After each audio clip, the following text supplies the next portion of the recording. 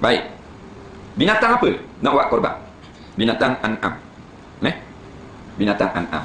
Kambing, lembu, kerbau, kubar. Ada orang luar tak faham kubar. Nak ni kubar. Kerbau. Kerbau tu lah. Sini panggil kubar, kat sini. Kubar. Orang ladang panggil buffalo. Benda raya tu. Benda lagi, unta. Kambing, biri-biri, lembu, kerbau, unta. Boleh. Lain pada tu tak boleh. Walaupun besar daripada dia. Macam rusa besar pada lembu.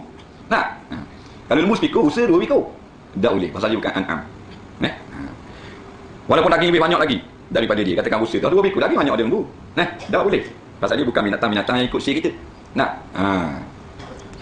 Ataupun binatang yang lebih mahal daripada binatang an'am, tak sah juga. Walaupun mahal. Dia sembelih. Katakan kalau lembu 2,000, dia sembelih ayam selama 25,000.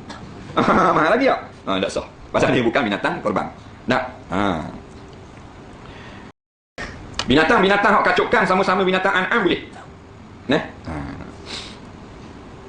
Lembu dia datang dengan kerbau, tubik anak lembau. Boleh. Pasal pak dengan mak ni memang jenis binatang korban. Dia gitu.